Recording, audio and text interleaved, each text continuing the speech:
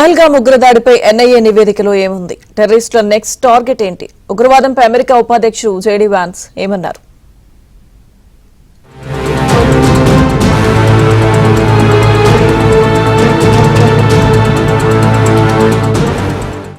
పహల్గామ్ ఉగ్రదాడి తర్వాత దేశ రాజధాని ఢిల్లీకి ఉగ్రముప్పు ఉన్నట్లు నిఘా వర్గాలు హెచ్చరించాయి. ఢిల్లీలోని పలు పర్యాటక ప్రాంతాలను ఉగ్రవాదులు టార్గెట్ చేసినట్లు ఇంటెలిజెన్స్ అధికారులు ఢిల్లీ పోలీసులకు సమాచారం అందించారు. సున్నితమైన ప్రాంతాల్లో భారీ భద్రతను ఏర్పాటు చేయడంతో పాటు అప్రమత్తంగా ఉండాలని సూచించారు. పహల్గామ్ ఉగ్రదాడి తర్వాత ఢిల్లీపై ముష్కరులు ఫోకస్ పెంచినట్లు నిఘా వర్గాలు గుర్తించాయి. దీంతో పలు పర్యాటక ప్రాంతాల్లో పోలీసులు భద్రతను పెంచారు. అనుమానాస్పద వ్యక్తులు కనిపిస్తే వెంటనే సమాచారం అందించాలని ఢిల్లీ పోలీసులు కోరుతున్నారు.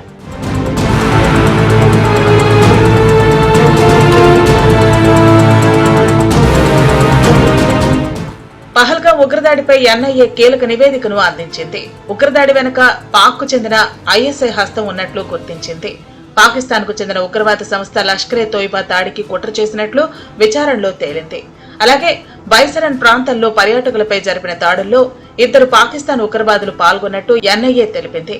అయితే ఉగ్రవాదులకు స్థానికులు సహకారం అందించినట్లు ఎన్ఐఏ అధికారులు గుర్తించాయి. అయితే బైసరన్ ప్రాంతంలో ఎలక్ట్రానిక్ డేటాను ఎన్ఐఏ స్వాధీనం చేసుకోవడంతో పాటు ఉగ్రవాదులు శాటిలైట్ ఫోన్లను ఉపయోగించినట్లు సమాచారం. పహల్గామ్ తో పాటు బైసరన్ లోయలో ఎన్ఐఏ చీఫ్ పర్యటించారు.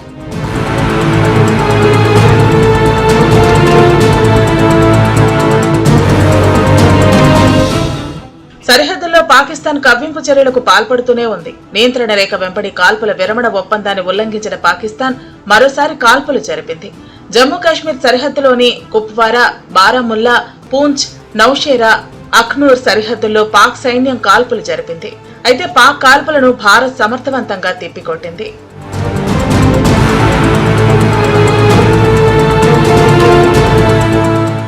పహల్గామ్ ఉగ్రదాడి తర్వాత పాక్ భారత్ మధ్య ఉద్రిక్తతల నేపథ్యంలో పాకిస్తాన్ ప్రధాని షహబాజ్ డమ్మీగా మారినట్లు ప్రచారం జరుగుతోంది.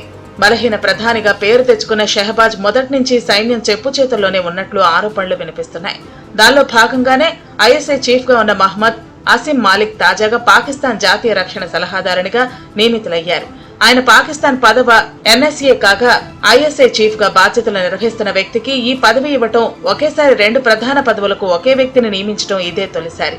తాజా నియామకంతో ఆర్మీ, ఐఎస్ఐ సంయుక్తంగా దేశంలో అధికారంపై పట్టు సాధించాయని భావిస్తున్నారు.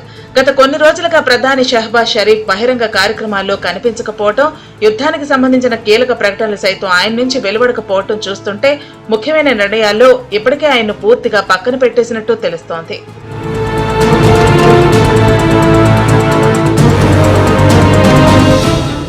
పాకిస్తాన్ కు యుద్ధ భయం పట్టుకుంది. భారత్ ఏ క్షణమైనా దాడి చేస్తుందనే భయంతో భారత్ పాక్ సరిహద్దులకు భారీగా సైనికులను తరలించింది. మరోవైపు త్రివిధ దళాలను పాక్ అప్రమత్తం చేసింది. అలాగే సముద్రంలో నేవీ సిబ్బందిని పాక్ సిద్ధం చేసినట్లు నిఘా వర్గాలు భావిస్తున్నాయి. అలాగే సముద్రంలో పాకిస్తాన్ నేవీ విన్యాసాలు నిర్వహించినట్లు సమాచారం. అటు అంతర్జాతీయంగా పాకిస్తాన్ ఏకాకి అవుతోంది. ఉగ్రవాదానికి భారత్ తీసుకునే చర్యలకు సంపూర్ణ మద్దతు ప్రకటిస్తామని అమెరికా ఉపాధ్యక్షుడు జేడీ వాన్స్ ప్రకటించారు. ఉగ్రవాదులకు వ్యతిరేకంగా భారత్ తీసుకుంటున్న చర్యలకు పాకిస్తాన్ సహకరించాలని జేడీ వాన్స్ సూచించారు. ఉగ్రవాదంపై మోదీ తీసుకునే ప్రతి నిర్ణయానికి ఫుల్ సపోర్ట్ ఉంటుందని అమెరికా స్టేట్ డిపార్ట్మెంట్ తెలిపింది.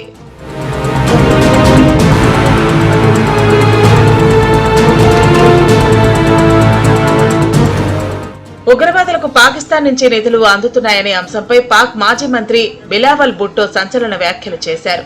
ఉగ్రవాద సంస్థలకు తాము గతంలో నిధులు ఇచ్చామని ఓ ఛానల్ కు ఇచ్చిన ఇంటర్వ్యూలో అంగీకరించారు. కొన్నేళ్లుగా నిధులు అందిస్తున్నామని, అయితే అది తప్పు కాదని బిలావల్ భుట్టో అభిప్రాయపడ్డారు. So as far as Pakistan's history is concerned, it is history.